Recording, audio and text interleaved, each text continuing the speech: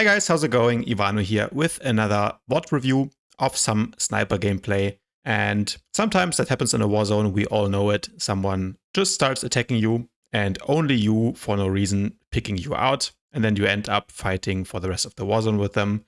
So today the sniper gameplay that we're looking at is an example of that. And if you have watched my previous sniper videos, then you will know that the best counter to a sniper is of course a PowerTech, but second to that, it's another sniper because of diversion and the crazy burst they have. So today the gameplay we're looking at is actually from no other than my sniper coach, Wuzz. If you have seen my engineering guide or my previous video where I kind of summarize the things he taught me in a coaching we did a while ago. And he sent me a VOD of himself from a game that he played a while ago. He thought it was funny because he was battling with those two other snipers. So today we're going to look at it. We're going to see how he plays and what we can maybe learn from it. So without further ado, let's jump into the video. Okay, so the first thing I notice immediately is when you listen to the sound, he is mashing his buttons, right? So you will see this, all of the good players, they are really just spamming the keys, trying to keep the APM very high. And that is the way you can do some extra DPS.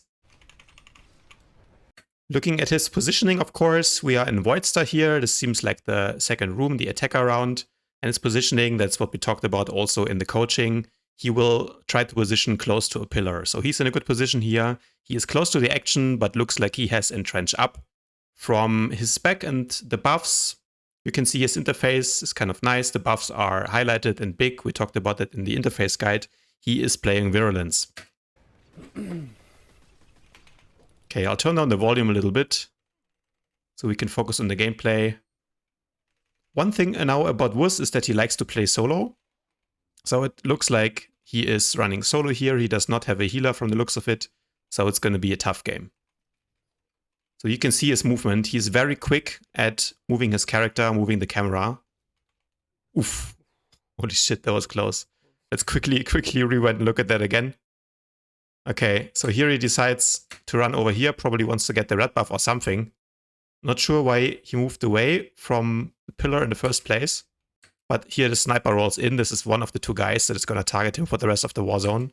And if you're positioned above as a sniper, so he's on this little ledge here, you can get knocked extra far. So you can see it doesn't look that dangerous actually right now, but the sniper is going to knock him back in a second, and he flies to Narnia, almost dies. Yeah, if he was just a millimeter further back, he would have died. Okay, so he gets engaged by this Guardian. He pops his evasion or countermeasures immediately. Maybe just let's have a little look at his interface. So it seems like pretty clean, standard setup. He has the target in the middle. That's something that's always good to do. You want to see who your target is targeting. So we can see, of course, that actually the Guardian seems to be not on him right now, but I would be surprised if he doesn't maybe switch back to him in a second. Otherwise, interface looks very clean. Of course, Wuzz is key binding. So you can see all the main abilities are on the keys that are easy to reach. I'm also assuming he plays the ultraviolet blast tactical, although I haven't seen him use it yet. So we can watch over here at Weakening Blast and see if it will finish his dots off.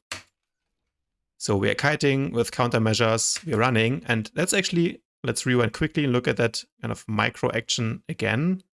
So the Guardian is targeting him, and what he will do is he will use evasion. That means he's pretty much immune at the moment. And now you can see the Guardian is rooted right now, and that means Wuzz can leave cover and he can kite over here, trying to get away from the Guardian, right? So Guardian, you can see this little animation below his feet. He is rooted right now. So Wuzz starts to kite over here and has the dots on him and is now using his dot finisher. So he is indeed running the ultraviolet blast tactical. We know that now. And now since the Guardian, it looks actually like he got chain rooted.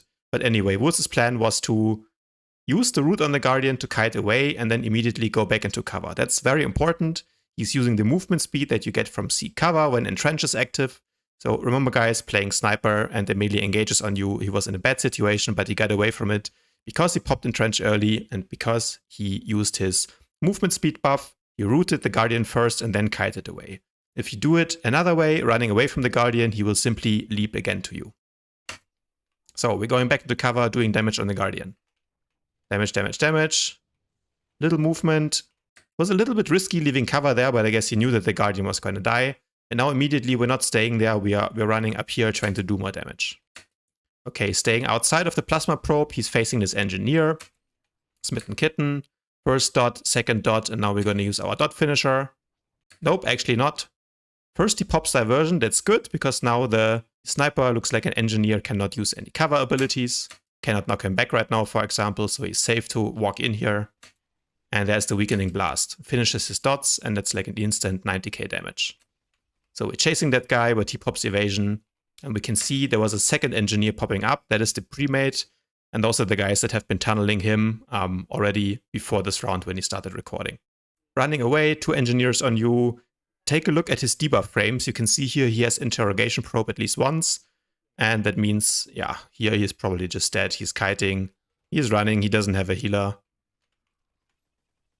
And if any of those guys turn around, for example, this engineer, he is dead in a second. Yep. Okay, well, that happens. There's no way to avoid it if you're playing solo without a healer and people are targeting you. But now we're respawning. We're in the last room. Attacker, of course, we're respawning up here. And don't jump down in this situation. So what you see, what Wuzz is doing, he's staying up here. He is in cover, though, so no one can pull him. No one can jump down. This is a very good position if you're playing sniper. So we're opening on the engineer, but he's not bad. He actually made a mistake because it looked like he popped evasion first and then rolled away. So I'm assuming that his roll was on cooldown, and that's why he popped evasion. But I think it would have been fine just to use evasion and run away with it. He didn't need to roll again. Okay, so we're dotting everyone. We're looking at the cooldown of our weakening blast. We're looking to use it now. Placing phase walk, that's very important. Dot, dot, weakening blast. There you go. That's the burst rotation, followed by cull.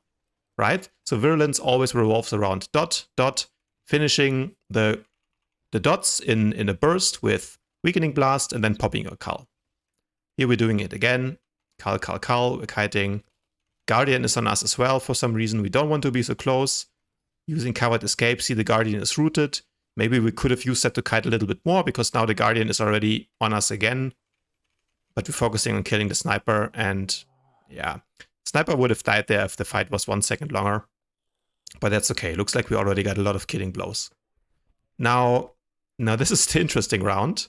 Looking at his buffs there a second ago, you could see that he indeed was running ballistic dampers. That's what we talked about in the engineering guide as well. That's one of the best defensives you have as a sniper. Makes you a bit more tanky, gives you that 30% absorb. So now as we're going to the defender round, immediately what I'm thinking about is it's going to be a tough round. Because defender is always a disadvantage. As the attacker on the other side, you have a free respawn. You don't have to wait. So even if you die, it's not that bad. You can jump right in. Let's pause it for a second here. But as the defender, of course, you have the long respawn door. And in some cases, you have to wait 20 seconds. And it's just really bad. So typically what people do at the beginning of the defender round, they are standing up here. And they're trying to see which way the attacker's going to come. But I think as a sniper particularly, I don't like it that much because you will see in a second what happens here. So he's waiting. The attackers are doing a good job. They're not giving away. It looks like they're coming left side now. So they're coming left side, and now you can already see those people are in position. He has to jump down now into kind of this area here, which is not the best area. You don't really want to be in that space if the enemy is going to push in. So let's see what he does. He decides to drop down and engage on the snipers, puts a dot on him. But you can see immediately the enemy is pushing into that zone. They have plasma probe. That's what we talked about in the engineering guide. Plasma probe is great for denying zones. So this is what I mean with that. Plasma probe is down, and now his whole team kind of has to move out of that or accept that they're going to permanently be slowed by 50% and take that damage from the plasma probe, which is actually not that little. So if he would have dropped down maybe a little bit earlier, he could have avoided that, and he could already have placed his phase walk here and kited over to this area, for example. Yeah, he knows he's in trouble. This Juggernaut gets to engage on him because he was not in cover. Should have maybe tried to be a bit closer to the wall there. But of course, he wanted to do damage, so thereby he opened himself up to being attacked. Looks like he also ate damage from the engineers. Let's just maybe rewind a second. So let's go back to here. Yeah, you can see the engineers targeting him. You can see that when you look at his debuffs, which are down here, he will get the interrogation probe in a second. And now the explosive probe, and boom, that's half his life bar gone. So he does the right thing. He rolls away. He tries to get the Warzone medpack over there. It's good. Phase walk is down still. And now we're doing our rotation. Cull, which refreshes the dots. That's a really great thing about the Ultraviolet Blast Tactical. But now it's a bad situation. So the guys are pushing in here. They're actually chasing this, looks like a commando. Yeah, he uses phase walk. That's why it's always good. You never want to stand next to your phase walk, right? So he placed his phase walk here, but then he kited away from it. I see a lot of players who are either not putting their phase walk down, or they are putting the phase walk down, but then they're just standing next to it. So it's effectively useless. So put the phase walk down somewhere next to a pillar that gives you protection, and then kite away from it. So he could use it. He got away from a bad situation. But it looks like the situation is not getting any better here, because looks like he doesn't have a healer and there's a lot of red enemies around. Okay, so kiting to the pillar, this is very good positioning. He can still attack these guys over there, but he's protected from these enemies casting over there. Putting dots on everyone, trying to do the best to help his team. Killing that guy, very nicely done. Making sure to keep the dots on everyone, but now he gets attacked from behind, so this position is not safe anymore. Looks like he got attacked by sniper. Yep. Explosive probe is on him, so we can expect that's going to go up in a second. And his health bar is going to be gone. Yep. Ouch. Yeah, it's tough. Yeah, if two engineering snipers are targeting you, there's not much you can do, even if you're the best sniper on the server. Let's see how he plays it. He's in cover, but you can see these two guys are targeting him. One from behind, one from the front. And he has no phase walk. He is pretty much dead here. Yeah, he tries to roll, but you cannot roll explosive probe. The other snipers can simply wait and then blow it up afterwards. Okay, dot. Cull, that's a lot of damage. That's your powerful window as a Virulence sniper. And now he's just spreading his dots on everyone. Yeah. He's still positioning close to the pylon here. So in general, that's a good position. Did you see that? That was actually a cool move. What he will do frequently is he will not be in cover and just kind of hover around the pillar here with this like very fast in and out movement like this. And that allows him to keep attacking those people while still LOS some people that are over there, right? So he will use this movement. Has advantages. Of course, the disadvantage is that when you're moving like this, you're not in cover. But now he'll actually go in cover for a second just to use the knockback on this guy. Do you see that? So that was a nice mechanic. Positioning up here, it's a little bit aggressive. I mean, from up here, yes, you can attack this guy. He cannot use the box because sometimes healers like to run around this box and LOS. But it's a little bit too aggressive for my taste because look, we're surrounded by enemies. He should get the hell out of there. Okay, he does that. I think he didn't need to use countermeasures there. So we're in this position. We are at full health. We don't have phase walk at the moment, but we have our countermeasures, and we just had used our roll. Okay, we're getting attacked by what looks like an operative, but I mean, I'm not too worried about it. The bigger problem is that we're surrounded. So he decides to kite into this area here, which is kind of a risky move. You can do it, but he decides to use countermeasures for it. And countermeasures is one of your best defensives. If I remember from watching this VOD already once, it's gonna bite him in the ass. So he kites around, he gets away from the operative, that's great. But what happens now? We're doing some damage to this commando. No. That's all good. Why is he saying no? Oh, okay, he has explosive probe again. So he kind of walked into the enemy sniper. And the problem now is we don't have countermeasures for 30 seconds. So yeah, he takes half his health bar and damage right now. Decides to diversion the guy and runs into him very aggressively. But now he gets counter-diversioned and now he has a problem because he cannot use his roll. It's on cooldown anyway. Now would have been a great time to have countermeasures. These guys are very low. He grenades them. Did you see that? Let's go back a second. So he grenades both of them. That should never happen. These guys played this pretty badly, to be honest. If you're a sniper, you have 35-meter range. You should never be in a situation where you can get grenaded, both of you at the same time. Plus, I mean, you have entrench. So they were kind of trolling here.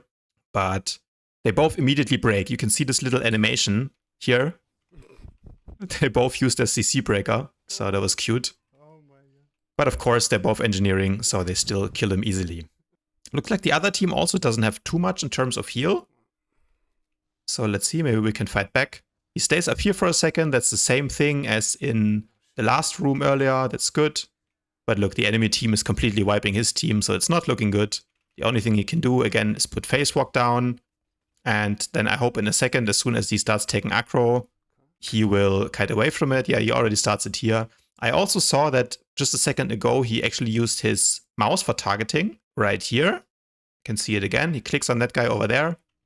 I do that sometimes as well. Like if you're comfortable with the mouse and clicking targeting like this, it can be faster than tap targeting, especially in this game. It's not working perfectly. But yeah, now we can see here he's taking some major aggro. There's actually 2 diversions down in the corner.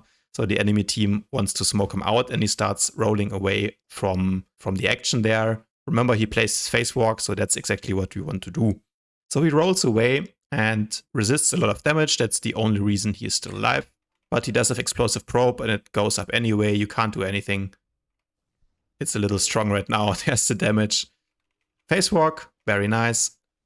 It confuses the enemies a little bit, but you know, the interrogation probe is still ticking. Oh no, we got lucky. The door opens. Lovely, but the enemy team tapped. So we're kiting through here. You can see our dots are ticking in the background. That's pretty cool. Damage, damage, damage. Putting dots on this guy. That's the Weakening Blast followed by a Cull, and the guy is dead. So that's the main thing you want to do if you play Virulence. Dot, dot, finish the dot, and then Cull afterwards. And then just keep Cull on cooldown until your Weakening Blast is up again. So now he's dueling these snipers, looks like, right? Always important if you want to farm damage. Never defend the door, just duel people and do as much damage as you can. So he's chasing the sniper, he tries to get away. Roll, double roll combo. But he's not getting away. There's no way. He is dead, he even wastes diversion, but I was never going to do anything. Mogwai, now that's the other sniper over here, he's trying to take his revenge.